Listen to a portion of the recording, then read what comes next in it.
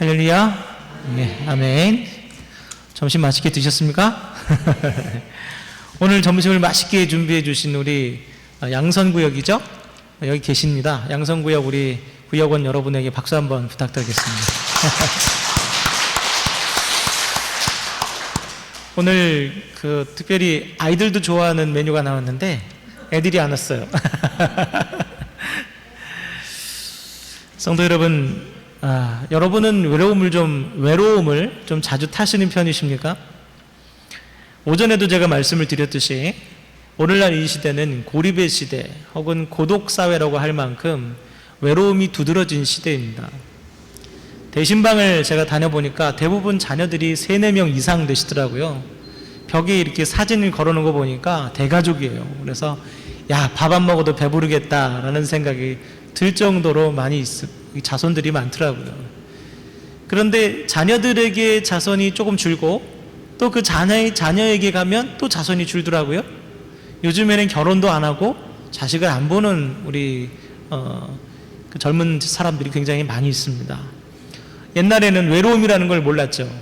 근데 요즘은 그래서 그런지 더 외로운 사람들이 많은 것 같아요. 한국 사회 1인 가구 비율이 33%입니다. 그러니까 10명 중에 3명이 혼자 사는 거예요. 놀랍지 않습니까? 그 중에서 5명 중 1명은 고독사 위험군이래요. 고독사 위험군. 이게 무슨 말이냐면 혼자 지내다 죽어도 아무도 모르는 그런 위험이 있는 사람들이 5명 중에 1명이라는 거예요. 여러분, 외로움은 그만큼 심각한 질병으로 인식이 됩니다. 한국교회의 주요 사역 중 하나로 떠오르는 게 뭐냐면 이 외로움을 케어해주는 사역이에요. 그래서 요즘 한국의 많은 교회들이 연구하고 있습니다. 어떻게 하면 교회 안에 외로움을 겪고 있는 성도들을 잘 케어할 것인가. 이게 한국교회의 중요한 사명으로 떠올랐어요. 교회 출석 성도들의 외로움 비율도요, 오전에 제가 말씀드렸죠. 42.6%, 46.2%. 그러니까 교회 다니는 사람들 중에 절반이 교회를 다니면서 난 너무 외로워요 라고 얘기하는 거예요. 교회 와봤더니 사람들이 아는 체도 안 해요. 밥 먹을 때도 혼자 먹어요. 내가 힘든지 아픈지 괴로운지 물어봐주는 사람도 없어요. 그러니까 너무 외롭다는 거예요, 교회를 다녀도. 저는 외동아들로 자랐습니다. 그래서 외로움이 뭔지를 제대로 알아요. 맞벌이 부부셨어요, 부모님이. 그래서 제가 학교 갔다가 와서 저녁 먹고 한 4, 5시쯤 되면서부터는 저는 밤 12시까지 혼자 있었습니다. 너무 무서운 거예요. 그래서 항상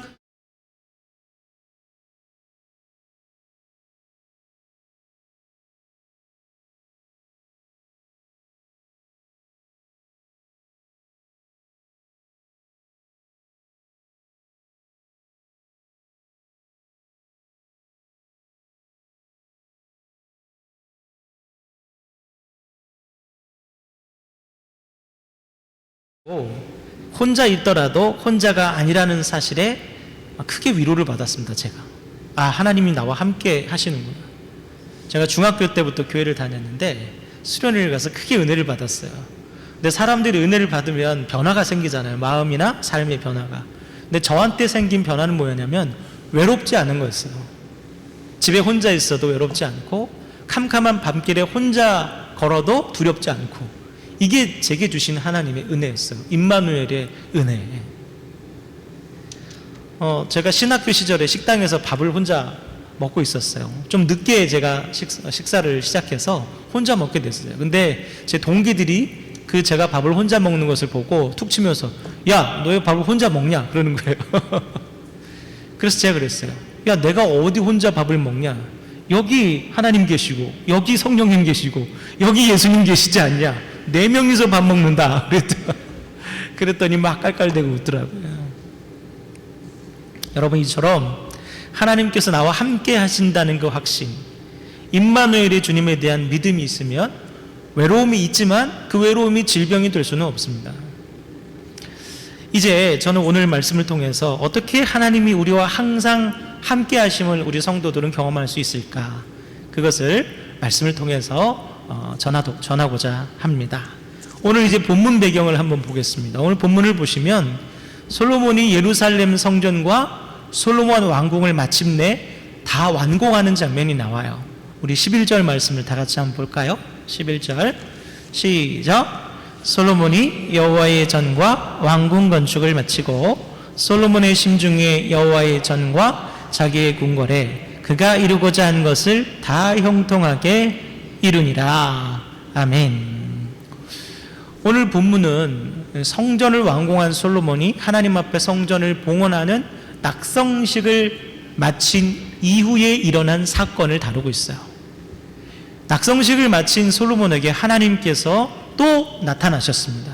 꿈에 나타나셨는지 환상 중에 나타나셨는지, 이 솔로몬에게 두 번 하나님께서 나타나신 게 두 번째 나타나신 겁니다. 여러분, 첫 번째 나타나신 것은 언제였을까요? 솔로몬이 기브온 산당에서 1000번제를 드렸을 때, 그때 하나님께서 솔로몬에게 나타나셨어요. 그때 하나님께서 나타나셔서 내가 너에게 뭘 해줬으면 좋겠냐, 내 소원이 무엇이냐라고 물어보죠. 그때 솔로몬이 뭘 달라고 했어요? 그렇죠, 지혜, 듣는 마음을 달라고 했습니다. 하나님께 이 듣는 마음, 지혜를 받은 솔로몬이 이스라엘의 전무후무한 번영의 시대를 가져왔어요. 그 지혜를 가지고. 그런데 여러분, 이제 오늘 말씀 보세요. 하나님께 이제 1000번제를 넘어서 성전을 봉헌했습니다. 그 성전을 봉헌한 솔로몬에게 나타나신 하나님께서 이제 그에게 주실 축복이 얼마나 크겠습니까? 기대가 되죠.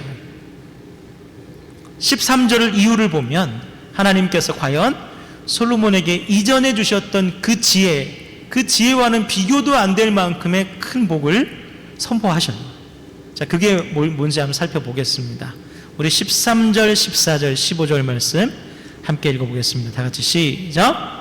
혹 내가 하늘을 딛고 비를 내리지 아니하거나, 혹 메뚜기들에게 토산을 먹게 하거나, 혹 전염병이 내 백성 가운데 유행하게 될 때에 내 이름으로 일컫는 내 백성이 그들의 악한 길에서 떠나 스스로 낮추고 기도하여 내 얼굴을 찾으면 내가 하늘에서 듣고 그들의 죄를 사하고 그들의 땅을 고칠지라. 이제 이곳에서 하는 기도에 내가 눈을 들고 귀를 기울이니. 아멘. 하나님께서 성전을 지어 봉헌한 이 솔로몬에게 뭐라고 축복을 하세요? 너희들이 내게 큰 죄를 지어서, 여기서 큰 죄라는 것은 우상 숭배를 얘기합니다. 하나님 앞에 큰 죄는 하나밖에 없어요. 우상 숭배. 이 우상 숭배를 범함으로 가뭄과 메뚜기와 또 전염병과 같은 불가항력의 심판을 너희들이 받게 됐을지라도 어떻게 하면 용서를 받는다고요?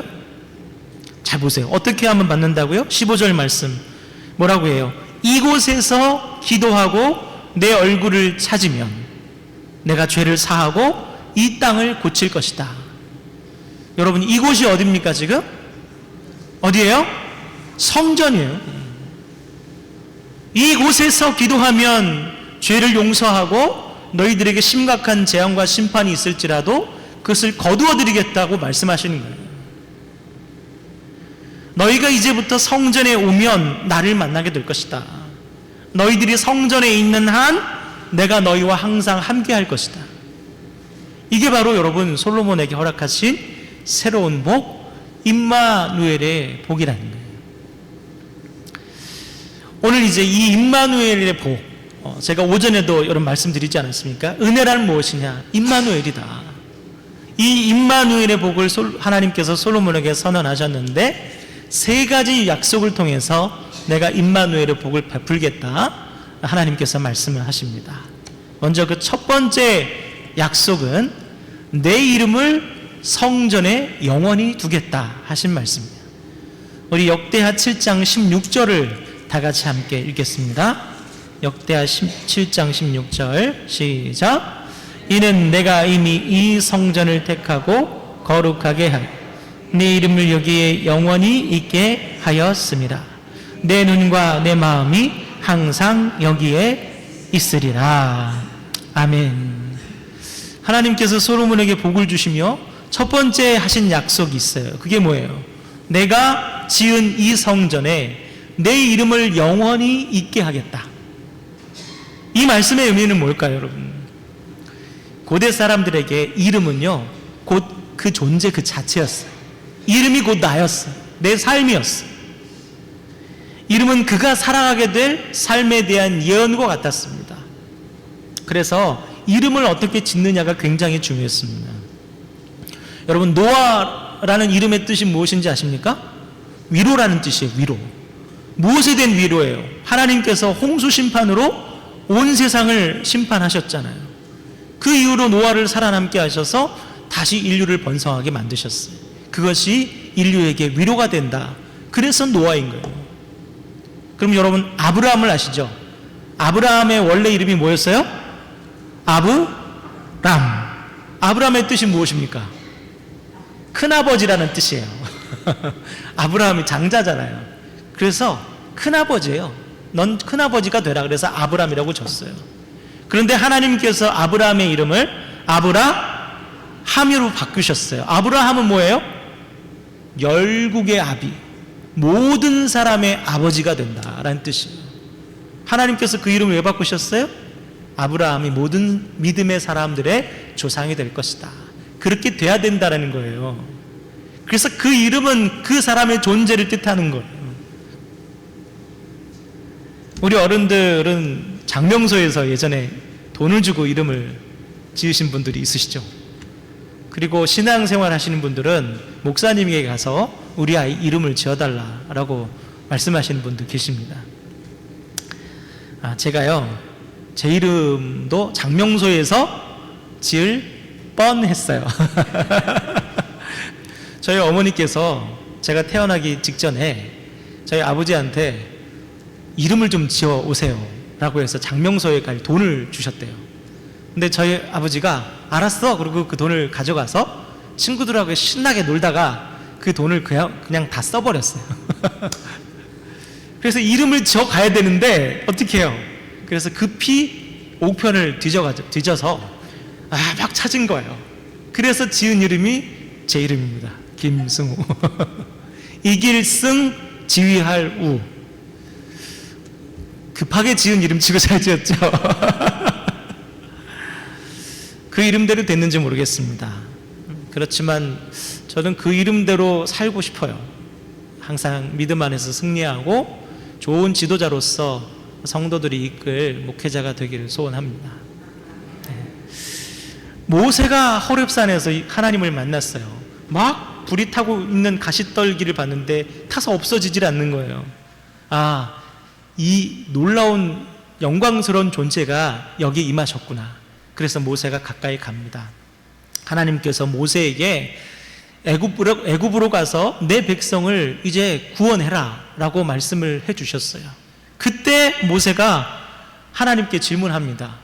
그러면 그 백성들이 내가 너희를 구하러 왔다라고 하면 누가 보내서 왔냐고 하면 나는 하나님을 뭐라고 부르면 되겠습니까?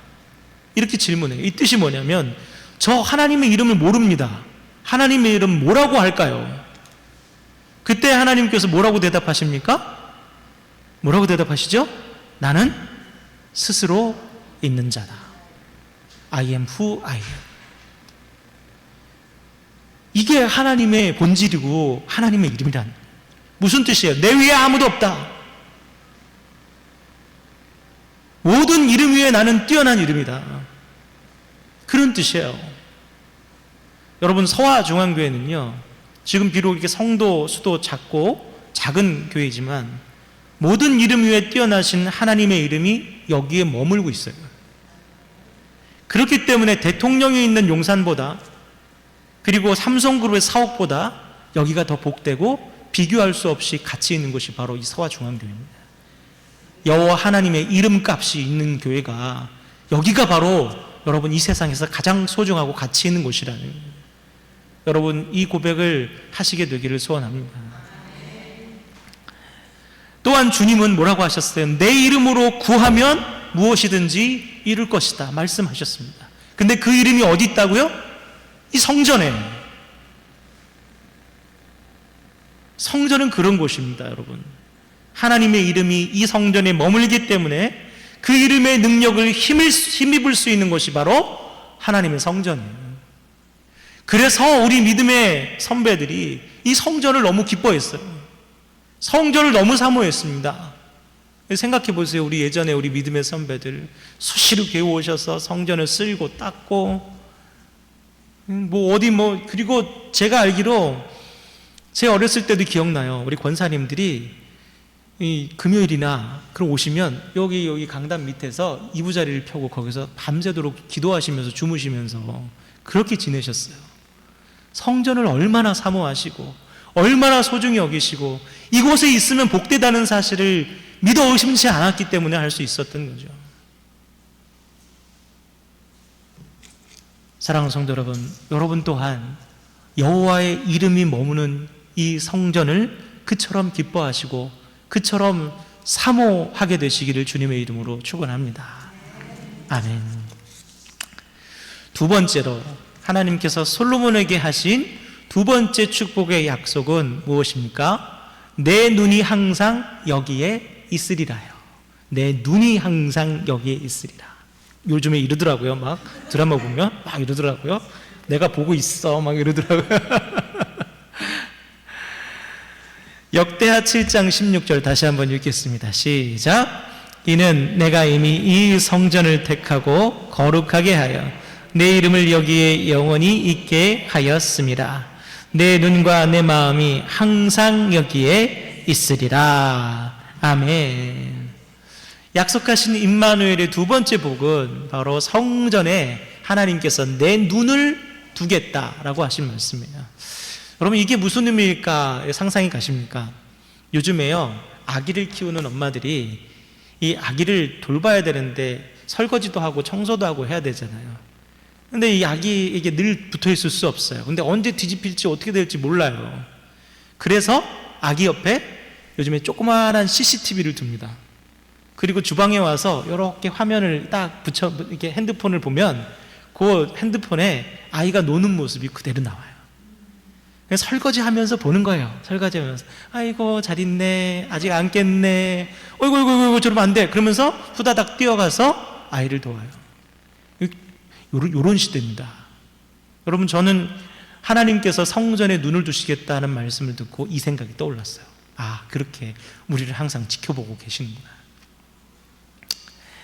성경 속에서 하나님의 눈은 보통 두 가지 의미로 우리에게 사용됩니다. 우리 시편 11편 4절 말씀을 다 같이 한번 읽어볼까요? 시편 11편 4절입니다.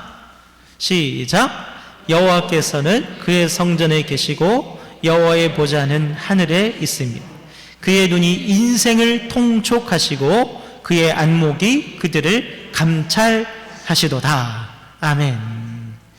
하나님의 눈은요, 첫째로 인생을 통촉하신다. 통촉하신다.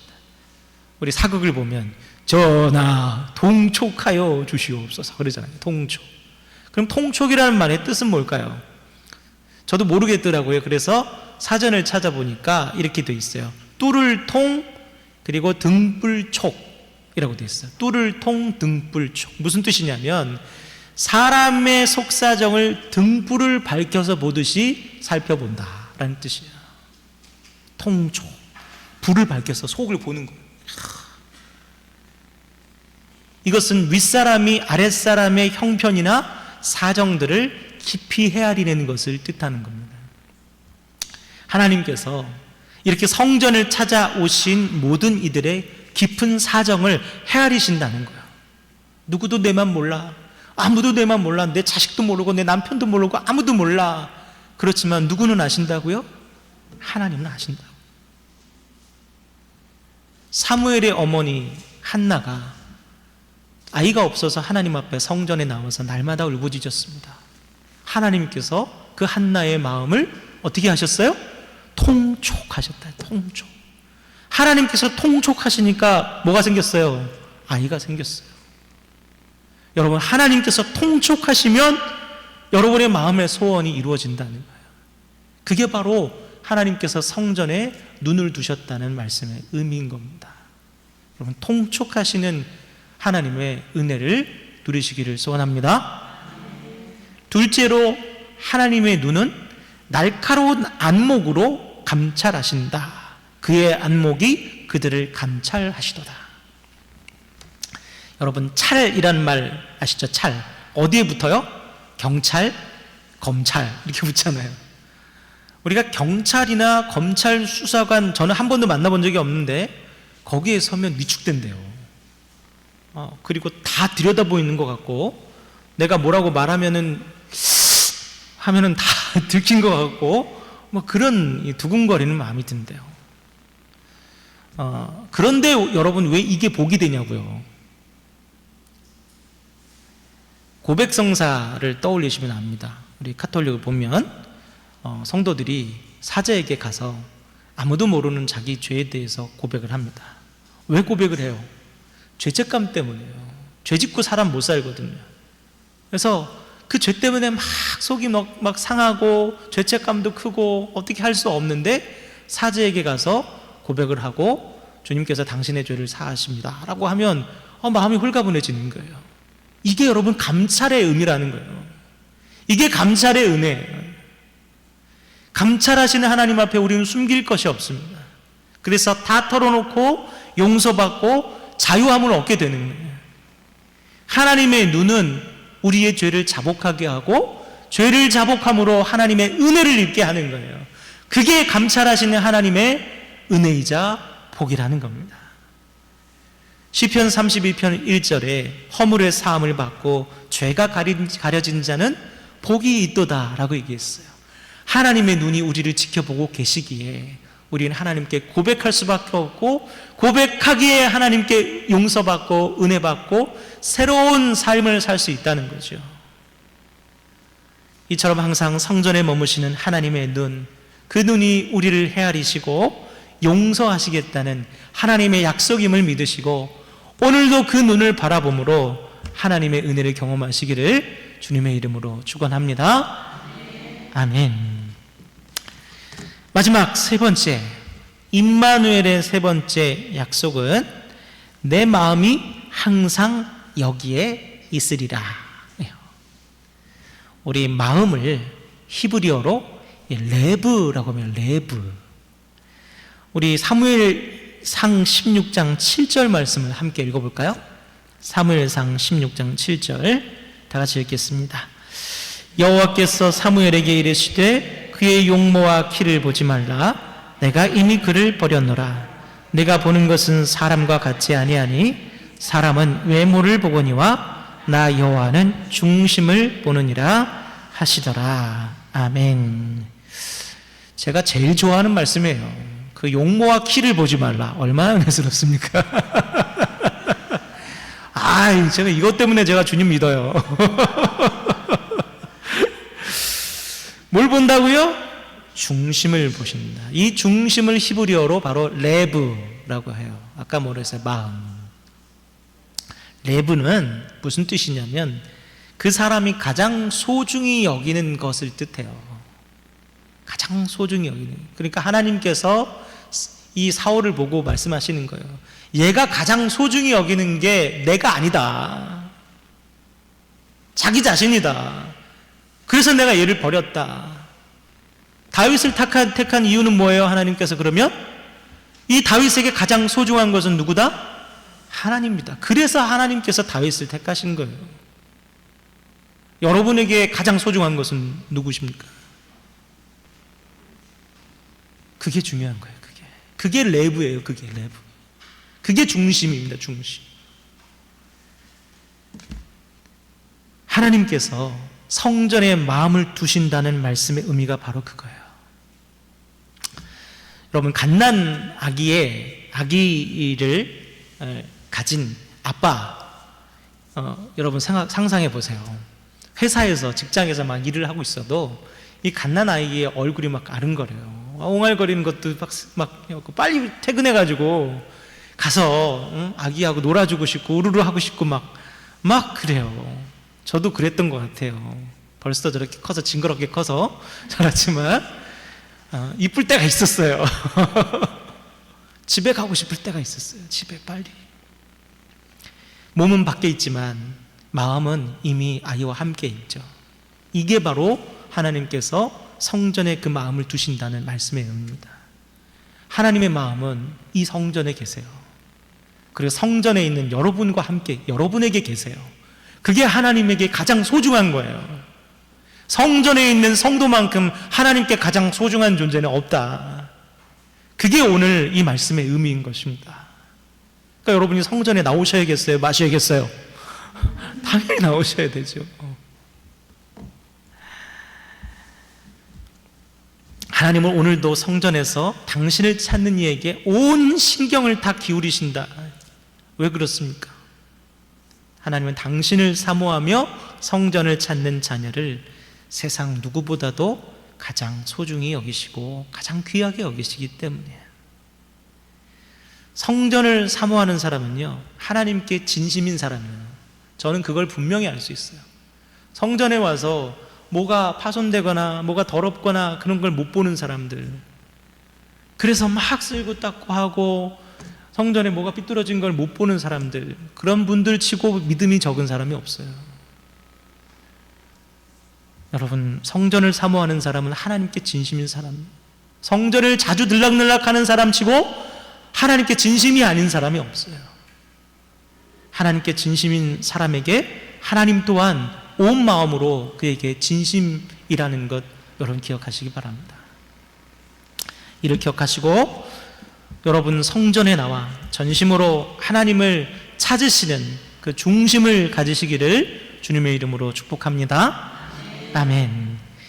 이제 말씀을 마무리하겠습니다. 여러분, 성전은 하나님의 이름과 눈과 마음이 있는 곳이에요. 뭐가 있다고요? 하나님의 이름과 눈과 마음이 있는 곳이에요. 여러분, 밖에 세상 밖에 나가봐야 아무 소용 없습니다.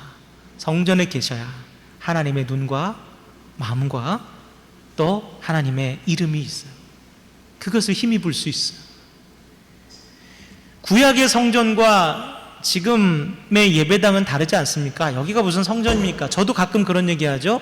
여기가 예전에 말했던 그 성전은 아니다. 그렇지만 여러분, 구약 시대에도 성전은 사실 엄밀히 말하면 성전 자체는 거룩하지 않았어요. 솔로몬 성전이 거룩했던 이유는 거기에 누가 임하셨기 때문입니까? 하나님이 임하셨기 때문이죠. 솔로몬이 지은 성전이 거룩한 것이 아니라 하나님께서 그 성전에 임하셨기 때문에, 그래서 귀한 거예요. 하나님께서 성전을 지으려는 솔로몬에게 그렇게 말씀하셨어요. 야, 내가 집이 없어서 이 허름한 건물에 내가 지내겠냐? 이 만물이 다, 온 우주가 다 내 집인데 내가 집이 없어서 이 조그만 건물에 내가 들어서 살겠느냐?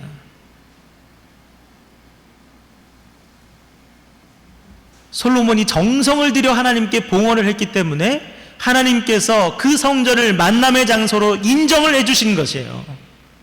이 자체가 귀한 것이 아니에요.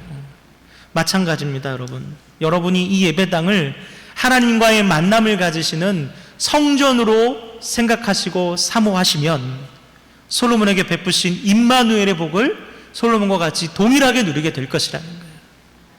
여기를 하나님께서 여러분을 만나주는 장소로 여러분이 생각하시고 믿으시고 사모하실 때 하나님도 그래, 그러면 나도 여기에서 너를 만나주며 내 이름을, 내 마음을, 내 눈을 여기에서 머물게 해서 너를 보살펴주마, 그렇게 약속하시는 거라는 거예요.